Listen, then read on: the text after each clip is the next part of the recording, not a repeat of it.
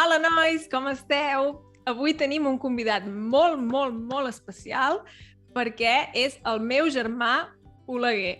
Estic molt contenta que estigui aquí amb nosaltres avui i res, benvingut, Oleguer. Hola.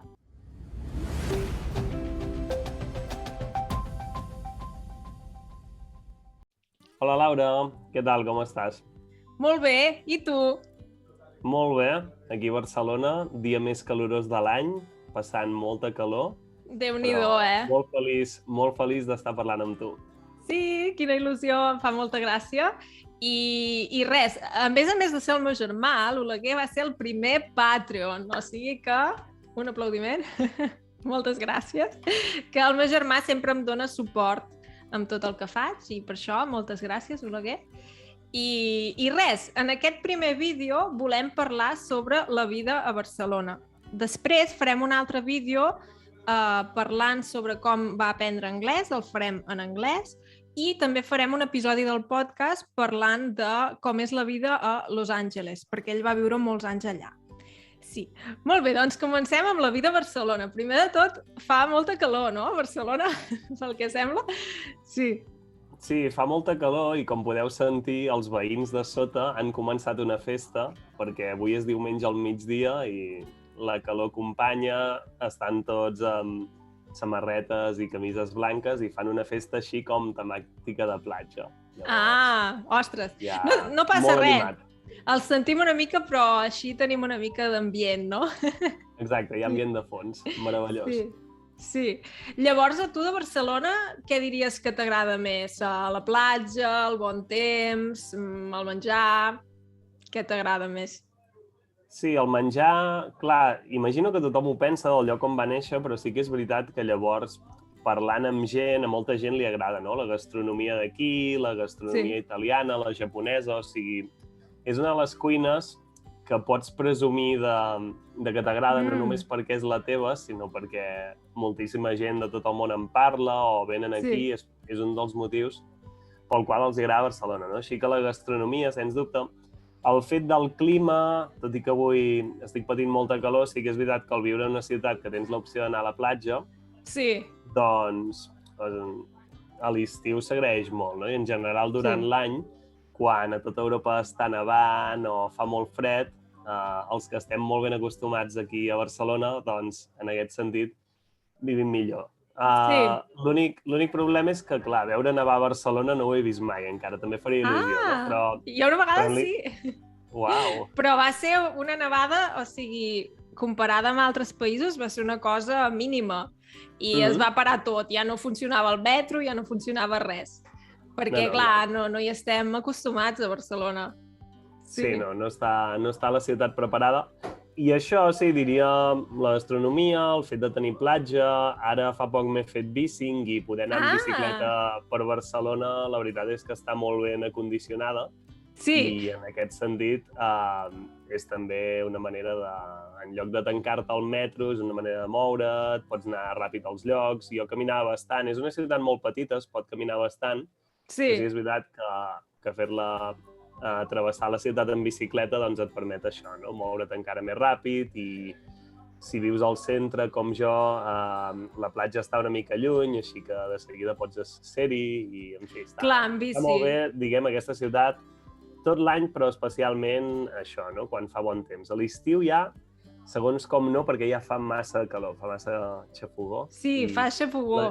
Sí, la gent vol escapar-se a altres llocs, també si pots vas de vacances. L'any passat, per exemple, em va agradar molt venir-te a veure a Munic a l'estiu, perquè, clar, és un estiu, però com més agraït, no? Més finals de maig, principis de juny. Com finals de primavera i llavors està bé, no? És com un petit oasi enmig d'un estiu molt calorós com el que fa aquí. Sí. Però, en resum, Barcelona és una ciutat meravellosa, Laura.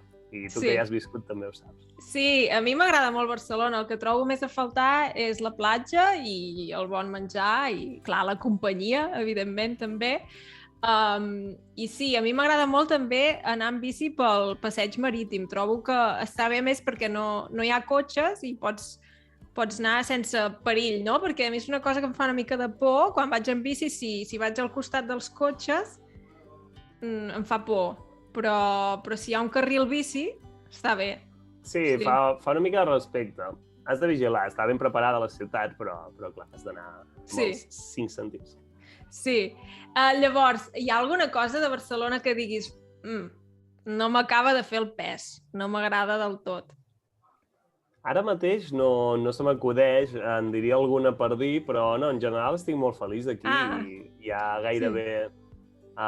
fins i tot abans, quan era més jove, anava molt als caps de setmana, tornava al poble i era com una mica un lloc més d'estar-hi quan hi eres o per estudis o per feina o pel que fos. I ara sí que és veritat que hi estic molt bé i és com que no...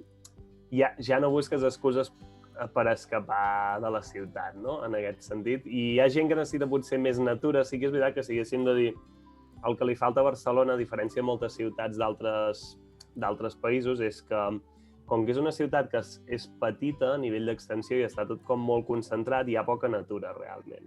O està molt lluny, o sigui, per exemple, Montjuïc, sí, però vés a Montjuïc, no? No queda molt a prop i has d'anar una mica expressament. Això és una de les coses que a mi m'agrada, diguem-ne, menys de Barcelona, que tens menys àrees verdes, potser. Sí. I a mi personalment, o sigui, amb això som una mica diferents, perquè jo quan vivia a Múnich, ara visc a les afores, m'atabalava, o sigui, m'atabala viure en una ciutat, prefereixo viure en un poble. Com que som de poble, però tu, en canvi, no, tu t'has acostumat a la vida a la ciutat i t'hi sents a gust. Sí, jo crec que l'ideal és una mica això, viure al poble més a prop possible d'una ciutat, com és el teu cas, que sigui com una parada del metro, però que alhora no estiguis al centre, no? Diguem, o sigui, jo crec que és l'ideal. A Barcelona, tot el que hi ha al voltant també són grans extensions de la ciutat, no? Al final són com ciutats més petites que orbiten al voltant i ja t'has d'allunyar potser una mica, no?, per tenir aquesta vida més de poble. Llavors hi ha barris concrets de Barcelona que potser et poden donar aquesta sensació, com seria, per exemple, Gràcia o ara Poble Nou, que està molt de moda i està a prop de la platja. Sí. Però sí, o sigui, jo crec que és l'ideal, estar com en un poble que amb 3-4 parades de metro estiguis al centre d'una ciutat. La gent que té aquesta sort com tu, jo crec que és l'escenari perfecte. Ho tens tot entre cometes. I també vaig fer una publicació dient que parlaríem i va haver gent que va dir ostres, i quin és el lloc preferit de l'Oleguer dels Països Catalans? O sigui, a part de Barcelona, si és Barcelona, diguem-ne, una ciutat, un poble que t'agradi molt, quin seria? Fa molt que no hi vaig, però jo diria potser Cadaqués, per la màgia d'en Dalí. És un indret molt especial, no? Està a la frontera gairebé entre França i Catalunya. Si entenem França al territori actual, si entenem Països Catalans, llavors hi ha, per exemple, el Rosselló, que òbviament formaria part del territori de parla catalana.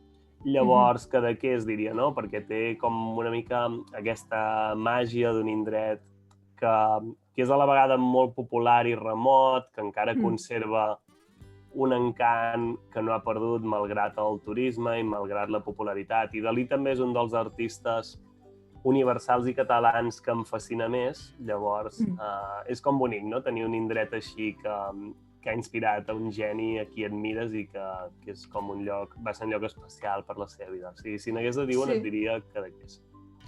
Molt bé. És difícil triar un lloc. Jo hi he pensat i em costa. I Cadaqués m'agrada, però el camí per anar-hi és complicat, no? Sí, perquè allà al Cap de Creus, clar, és tot una mica accidentat. O sigui, diguem que no és agafar l'autopista i hi ha una sortida i t'hi plantes. Així que sí, també és part de la màgia. Potser és part de la màgia. Sí, però segueix sent massa accessible. El camí tampoc és tan complicat, però sí que és veritat que està una mica apartat. Sí. Molt bé. Llavors, una altra pregunta que ens havien fet era què trobes a faltar de Los Angeles, ara que vius a Barcelona? Perquè, clar, tu vas viure 3 anys a Los Angeles, oi? 3 anys, sí. Sí, l'ambient, jo crec, o sigui, el fet que hi ha gent molt creativa. Ara a Barcelona he tingut la sort de, a poc anar coneixent també gent més creativa, gent de la indústria a la que em dedico, amb qui d'alguna manera sents aquesta connexió i aquesta energia, no? I a Los Angeles crec que això va ser com més immediat, vaig tenir aquesta sort, i seria la gent al final, i llavors hi ha llocs concrets de Los Angeles que m'agraden molt a nivell de barris on anar a prendre alguna cosa, per exemple, o la platja. És una ciutat que té com...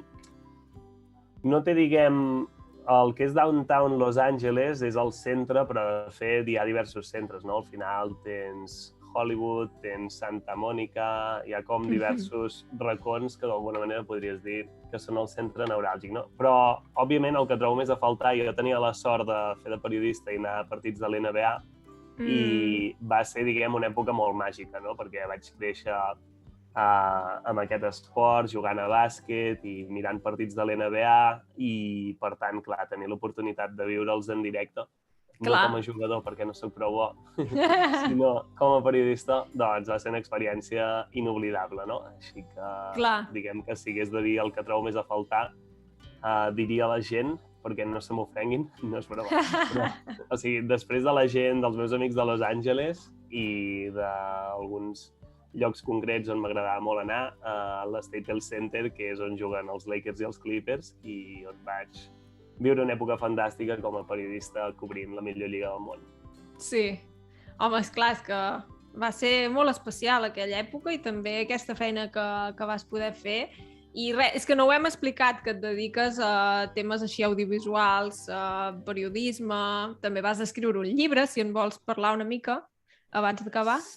Sí, perfecte. Sí, el 2012 vaig escriure un llibre que es diu Terra Promesa, un llibre de ciència-ficció, i també tinc un altre llibre, en aquest cas no me'l va publicar una editorial, sinó autopublicat, que es diu NBA Game Crasher, 3 anys cerca de les estrelles, que és un llibre com de les cròniques que feia durant la meva època com a periodista de l'NBA. I ara fa bastant vertigen perquè aviat farà 10 anys de la publicació del meu primer llibre i encara no he publicat un segon llibre, en aquest cas de ficció, no? Així que ja comença a tocar. Toca, no? Sí, si seguim amb la tònica d'un llibre el 2012 o un nou el 2019, tinc temps fins al 2026, no? Un cada 7 anys, però... Molt bé, amb la calma. Exacte. No estaria malament espavilant, en aquest sentit. Home, també fas moltes altres coses, llavors. Sí. Jo, en aquest cas, tinc 0 llibres publicats. Un menys que jo. Estàs a molt poc d'igualar-me i d'escaparar-me. Sí. Molt bé, Oleguer. Contem-ne 2, va. Un, encara que sigui autopublicat, també suma. També compta, sí. Moltes gràcies per haver estat aquí amb nosaltres. Ara gravarem un altre vídeo en anglès i un episodi del podcast sobre la vida a Los Angeles. Moltes gràcies i fins aviat. Moltes gràcies, Laura. Una abraçada. Adéu, una abraçada.